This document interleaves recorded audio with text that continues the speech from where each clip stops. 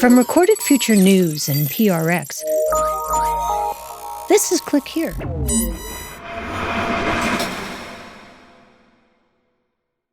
Hey there, it's Dina. Every week on this podcast, we look at the ways technology is reshaping everything. And this week, we're returning to a gap that is casting a shadow over the digital world. The internet is supposed to be fast, always on, everywhere. Except it isn't. In places like Philadelphia, Mississippi, it's still out of reach. And that's where we met a farmer chasing a signal and found a story that goes back nearly a century.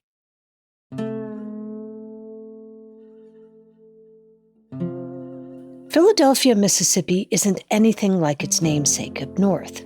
No traffic, no cheesesteaks, just rolling hills, live cows, and the sweet and sour smell of southern pine. It's beautiful here. We're very southern and we're very rural here. And we do things really, really slow. That's Obie Riley, farmer, auto mechanic, and a district supervisor for Neshoba County. And here, the scenery is abundant. The connection is not. When you pass a mile outside the city limits, the connectivity out there is terrible. It actually affected my business. Obie has an auto shop, and to fix a car, you need manuals, but he can't download them. And out on his farm, a lot of the equipment won't sync with the cloud, which is weird because it's not like Philadelphia doesn't embrace other kinds of technology. Direct TV and the dish TV, they probably cover 70-80% of the households in the rural areas. Right. You can pump all of the television that 100 people couldn't watch, but they can't pump any internet. Back in 2007, Obie decided to do something about it. He ran for office on 3 campaign promises: better roads, a new hospital, and a super reliable internet. We were able to get a new hospital. Roads have improved. And then how did internet turn out?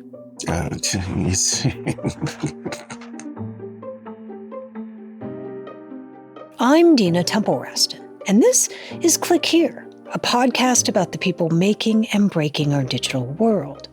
So, this story starts in a field in Mississippi, with a farmer holding up his phone, trying to catch a signal.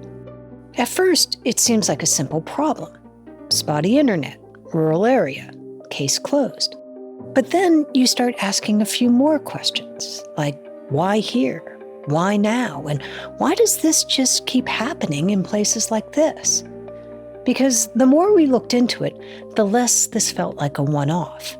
It started to feel like a pattern, one that goes back a long time. Nicole Turner-Lee has been watching this play out for years, and she put it to us like this. It's pretty much like a soap opera. It always starts one way, it ends another way. And we just probably need to break that pattern. So today, the story of Obie Riley and what his fight for internet access reveals about how progress actually works in this country. Stay with us. From Recorded Future News, this is Click Here. I'm Dina Temple-Raston.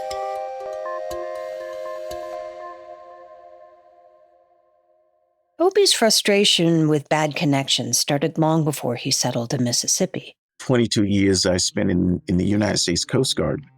He figured he'd join the most high-tech military in the world until he sat down to start logging flights. And I would log the personnel that was on the flight, the position that they flew, and how much time the flight was. And he'd do that for 20 flights a day. Which is not a lot of data. But the computer would just freeze. At first, his bosses thought he was stalling, but it wasn't him. It was the connection. It was his first real glimpse of how much the internet could shape a career and how quickly things fall apart without it. So that's what I was trying to work ahead of when I got back to Mississippi. When he ran for office, he made high-speed internet a priority. His first idea? Microwave internet. He knew people in the military who had used it to connect entire bases in the Iraqi desert. And he figured If it works there, it should work here. And they started to talk about microwave and how they set up entire grids over areas that was as large as the county. And they done it in just a few months. Microwave doesn't require phone lines, satellites, or cables. Not as reliable as fiber optic, but better than nothing. Obie worked up a business plan and started sharing it. But as he lobbied locals, some people told him, "We're worried about putting food on our table. High-speed internet? That sounds like a luxury." And he argued, no, actually, that will help you afford food, and a lot more. There's just a ton of work-at-home jobs that if you got good connectivity, you can sit right here in Philadelphia, Mississippi, or in Neshoba County and have a job that pays you, $60,000 to six figures. And when he took it round to companies and politicians, he had an argument for them too. I had a whole plan on how to monetize it. Which is really the crux of the problem. Bringing high-speed internet to rural areas is notoriously expensive. The towers you need to connect these microwave signals, each one can cost hundreds of thousands of dollars, sometimes well over $500,000. Then multiply that by 2, 4, and 6, and suddenly it's an enormous investment for a small county, which might explain why lawmakers ultimately declined. That was looked at, and then when they vetted the companies, they just took their information and buried it. So Obie went back to the drawing board and turned to what many consider the gold standard of rural connectivity, fiber optic cables. But he ran into the same obstacle. Upfront construction costs in rural areas can be up to 80% higher than in cities, because homes are far apart, requiring more cable, more trenching, and more labor for every single connection. Still, Obie did the math. If the telecom company and local government covered construction, he believed residents could sustain the system by paying about $100 a month to a local provider. And that would have been more than enough to service the debt. And not only that, but there's so much advertising dollars that goes over the internet, then it would probably be bringing the county some residual funds.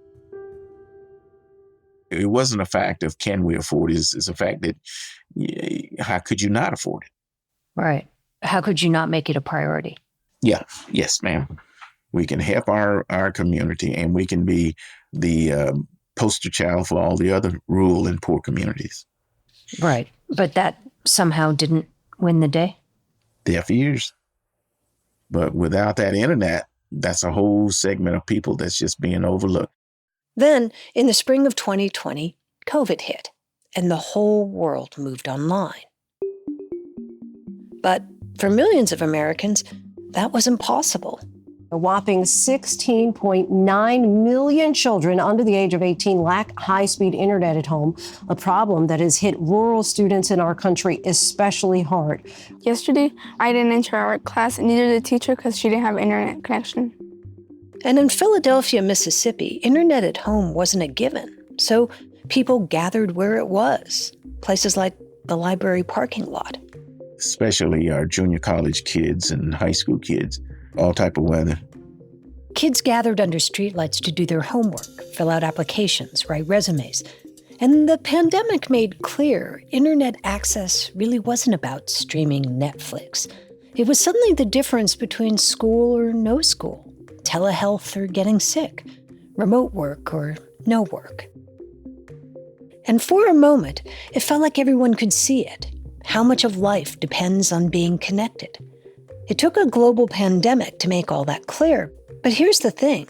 This wasn't the first time a crisis forced the country to reckon with who gets access and who doesn't. We've been here before. And each time the story plays out a little differently. That's when we come back. Stay with us.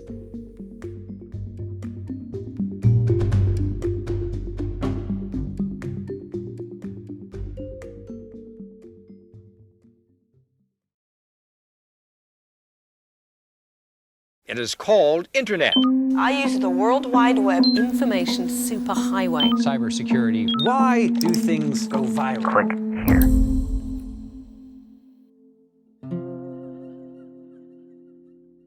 Obie and people like him have been saying it for years. High-speed internet isn't a luxury. It's a utility, like electricity. Can't we ever have electricity? In the 1930s, at the height of the Great Depression, most cities had electricity. But on the farm, fewer than 1 in 10 homes did. American farms faced disaster. Electricity could be a big step in saving these farms.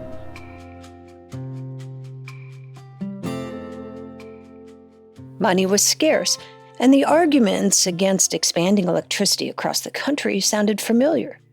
Rural Americans said without it, we're left behind, and utility companies said it's too expensive to serve so few people so far apart. Eventually, the government and private industry joined forces. A rural electrification program was signed by President Roosevelt. Thus was created the Rural Electrification Administration, commonly known as REA. In 1936, the federal government began offering loans to bring power lines to places the market had ignored. FDR framed it not just as a quality of life improvement, but as an investment in the nation's future.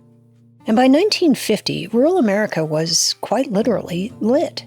Electricity changed what it meant to participate in modern life.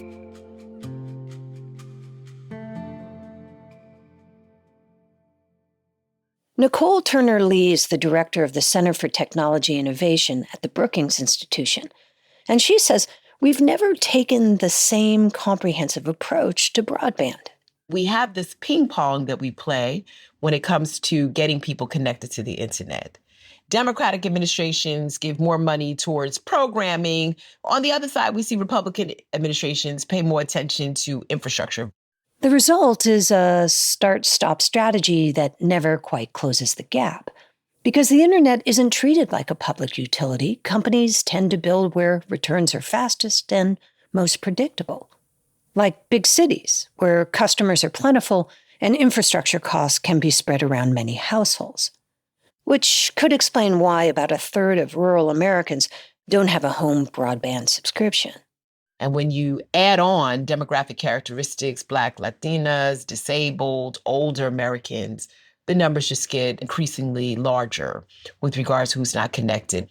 And there's a name for this: digital redlining. Digital redlining was sort of based on the premise, much like housing redlining, that companies were essentially building in spaces where there was a return on investment. Companies could pick and choose where they wanted to build. And as a result, we've had a history of discrimination, particularly when it comes to Black Americans. For years, the gap persisted. And then, when COVID hit, the problem was impossible to ignore. And it inspired a kind of urgency the country hasn't seen since the New Deal. We're back now with a push from the White House to give every American home access to high-speed internet. The White House says providing high-speed internet is a necessity in today's society. With rare bipartisan agreement, Congress set aside tens of billions of dollars to expand broadband nationwide. The program is known as BEAD, short for Broadband Equity, Access, and Deployment. And the goal is to extend high-speed fiber to the last mile, reaching communities long bypassed by the digital economy, places like Philadelphia, Mississippi. Another $3 billion, that's with a B, was allocated to help people learn how to use the web safely. And additional funding was designated to make monthly service affordable for households that still couldn't pay the bill. Nicole has been working on this issue for decades now. Decades of promises made and broken. But she says, this felt different. During the Biden-Harris administration, we saw the introduction of some of the largest amounts of resources committed to this issue. I mean, in my lifetime of doing this of 30 plus years, we had not seen the type of monetary investment in both infrastructure as well as digital literacy and training than under the Biden-Harris administration. Democrats and Republicans worked together on the bill. But then, just a few years later, somehow technology, just zeros and ones, got caught in the culture wars. They've canceled it. I got a termination notice. Angela Seifer is director of the National Digital Inclusion Alliance, And she thought she had $25 million in a digital equity grant to help get rural Americans online. We thought we were getting this grant, so then you make plans around it, of course. But then President Trump called the Digital Equity Act woke handouts based on race. So where were you when you found out that your grant had been canceled? I was at a tech group meeting for my local school district, and I get a text from somebody in DC saying, "Did you see the post?" And Angela said, "What post?" And I didn't know what she was talking about. So I leave right away and call her and find out this terrible news. And then I went back to the group and I used some curse words and I left right away. The money was gone, and so were some of her staffers. And that wasn't all. In June 2025, Commerce Secretary Howard Lutnick rewrote the rules. He said fiber optic cable was no longer a priority. If your state is willing to just be technologically agnostic, meaning produce the right access at the lowest price, or if it's technologically agnostic. It sounds fair, but Nicole Turner-Lee at Brookings says it isn't. What's so interesting about today is that the push towards neutrality in technology has very little to do with meeting people where they're at. It's really trying to prefer that there is a technology called satellite that has the potential to solve the digital divide. What she's talking about is a shift towards satellite internet, and that shift has a clear winner. Nicole says it disproportionately benefits one company, Elon Musk's Starlink. Last year, the Wall Street Journal reported that Starlink could win nearly half of all the available BEAD funding. So far, it's on track to receive more than $700 million. The change has left states scrambling. Many spent years planning for fiber networks, and now they're forced to go back and revise their plans. And Starlink, already in orbit, is ready to move immediately. We reached out to the Trump administration for an interview about this, and they declined our request. Satellites might work for individual households, but Nicole says they can't sustain an entire community. And satellites weren't the only change the Commerce Secretary introduced. Until now, when internet providers applied for federal funding, the government weighed a whole list of factors, like whether their plans were affordable. Now, the only thing that seems to matter is who is asking for the least amount of federal money.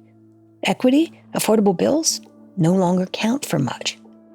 In fact, providers once had to offer at least one plan a middle-class household could afford. That rule has been scrapped. Experts worry the result will be a two-tier system, satellite for those who can afford it and nothing for those who can't. And affording satellite? Obie Riley in Mississippi knows something about that.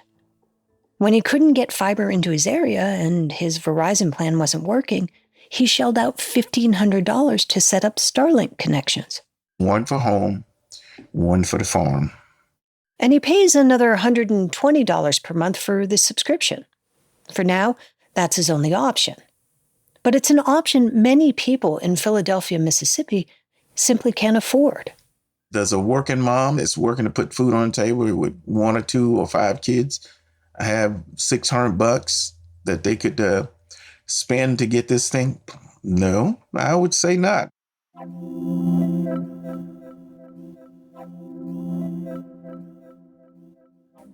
And when you zoom out, this starts to feel less like an isolated problem and more like a pattern. We've seen it before with electricity, with telephones, and now with broadband. A new technology arrives, it changes everything. But access to it, that comes later, and not for everyone.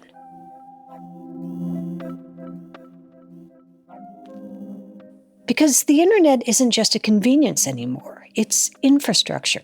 It's how you go to school, how you see a doctor, how you apply for a job or keep one. Which means the cost of being disconnected keeps going up. So once again, the country is facing a familiar question. Who gets in and who gets left out?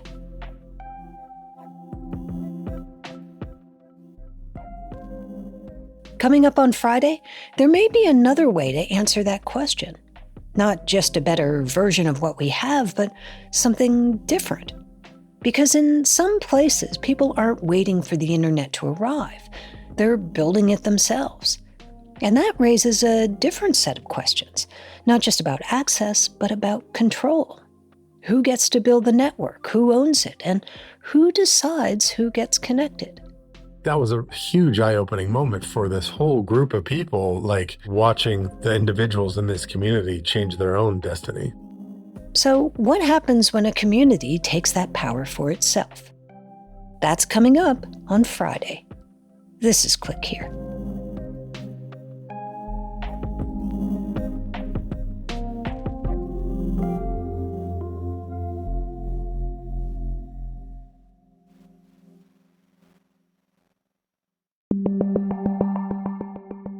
Here's what you need to know about the tech world this week. It's Tuesday, March 31st. Meta is facing a major legal blow over child safety. Meta has been ordered to pay $375 million for child safety violations in New Mexico. It's the first standalone case by a state against the social media giant. A jury in New Mexico found that Facebook and Instagram failed to protect children from predators and misled users about how safe their platforms really are. The case began with an undercover investigation. The state's attorney general's office created a fake profile posing as a 13-year-old girl. They say it didn't take long for that account to be flooded with explicit images and messages from adults. Jurors concluded that Meta knowingly violated consumer protection laws. The penalty, nearly $400 million in damages. Meta says it plans to appeal. And this isn't happening in isolation. Just one day later, a separate jury in California found that Meta and Google designed their platforms in ways that intentionally encourage addiction. Both companies are appealing that ruling too. Taken together, these cases are starting to feel like something bigger. Some say it could be a public reckoning for social media, echoing the lawsuits that were leveled against big tobacco decades ago. Next, lawmakers are taking aim at the infrastructure behind AI. We are announcing legislation to impose a moratorium on the construction of new AI data centers until strong national safeguards are in place. A new bill from progressive lawmakers would put a hold on AI data center construction across the country. The idea is simple: slow things down long enough to understand the risks and put guardrails in place. Because demand for AI is exploding, so is the need for massive data centers to power it. But communities are pushing back. So far, at least 36 projects have been delayed or canceled amid concern about rising electricity costs, strain on local power grids, and environmental impact. The White House, meanwhile, is signaling a different approach, encouraging innovation and cautioning against heavy regulation. That divide makes the bill a long shot in Congress. For now, it's less about a policy that will pass and more of a signal of growing anxiety in the country about where AI is headed. It's been a busy week for Iranian hackers. Just into the newsroom, FBI Director Kash Patel targeted by Iranian-backed hackers. The Department of Justice confirming that Patel's emails and photos have been published online. Federal authorities say a pro-Iranian hacking group breached the personal email account of FBI Director Kash Patel. The group, known as Handallah, posted private emails, photos, and other personal information online. They say it's in retaliation for U.S. moves against their network. The FBI said no classified or government systems were compromised. Still, the incident has raised alarms. The U.S. is now offering a $10 million reward for information on members of the group and on an Iranian tech company believed to be supporting their operations. Handallah is also claiming responsibility for a series of recent cyber attacks, including one targeting a major medical device company. Those claims haven't been fully verified, but officials say this kind of activity was expected. As tensions with Iran rise, so does the likelihood of cyber attacks. And finally, an outage that left thousands of drivers stuck. Intoxilock is investigating a cybersecurity event that was recently identified impacting our ability to service customers. A cyber attack on Intoxilock, one of the largest providers of court-mandated breathalyzer devices, left drivers across 46 states unable to start their cars. These devices require users to pass a breath test before the ignition will work. But when the company's systems went down, so did their ability to calibrate those devices. And without calibration, the cars simply wouldn't start. Some drivers had to tow their vehicles. Others risked falling out of compliance with court orders. The company says no personal data was compromised, and it's offering deadline extensions and waiving certain fees. Still, the disruption highlights a growing issue.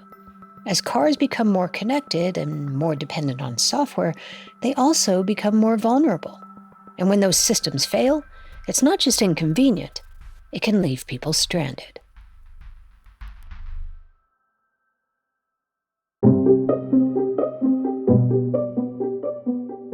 Click Here is a production of Recorded Future News and PRX. Today's show was written and produced by Megan Dietrich, Sean Powers, Erica Gaida, Zach Hirsch, and Casey Georgie.